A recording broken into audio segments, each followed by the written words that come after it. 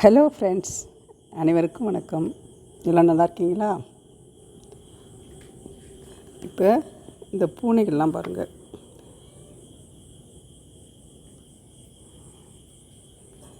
இதுங்க ஒன்றோடு ஒன்று ஒத்துமையாக இருக்குது.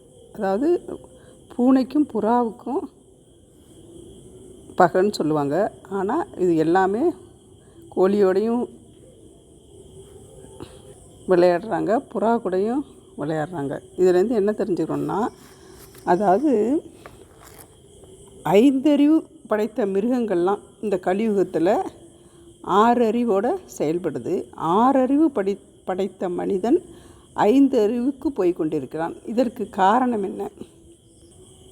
அதாவது மதுவினால், போதையினாலும் வந்த விளைவுதான்.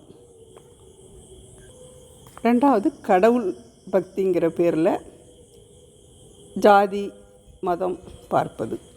அதாவது மனிதனால் உருவாக்கப்பட்டதே மதங்கள். இப்போ நம்ம தண்ணீர் எடுத்துப்போம். தண்ணீருக்கு வடிவம் கிடையாது. எந்த பாத்திரத்தில் நாம் நீரை நிரப்புகிறோமோ அந்த வடிவத்தை அடைகிறது நீர். தனது எண்ணத்திற்கு ஏற்ப மனிதன் தெய்வத்திற்கு வடிவம் தருகிறான். அவரவர் மன ஆசைகளுக்கு ஏற்ப வந்த உருவங்கள் தான் சிற்ப வழிபாடாகும். அதே மாதிரி தான் மதங்களும் உருவானது. அதாவது நம்ம ஒரு கிளாஸில் தண்ணி எடுத்து ஃப்ரிட்ஜில் வச்சு பாருங்கள், வேறு பாத்திரத்தில் வச்சு பாருங்கள், இல்லை ஒரு சிவலிங்கம் மாதிரியோ ஏதாவது ஒரு சிலை வடிவமோ எப்படி நம்ம வைக்கிறோமோ அதே மாதிரி அந்த தண்ணி வடிவம் கிடைக்கும். அதே மாதிரி தான் மனிதனும் அவனோட ஆசைக்கு ஏற்ப உருவங்களை, அதாவது மன நிம்மதிக்காகவும் சந்தோஷத்துக்காகவும் கொண்டு வந்தது தான் அந்த சிலை வழிபாடு.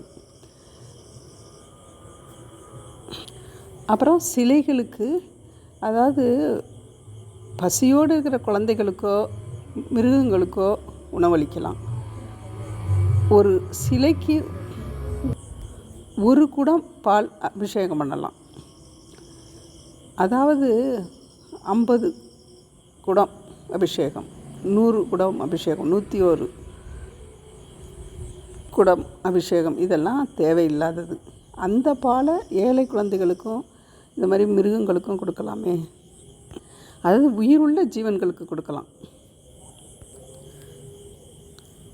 அதாவது ஒரு புத்தர் தோன்றினார்.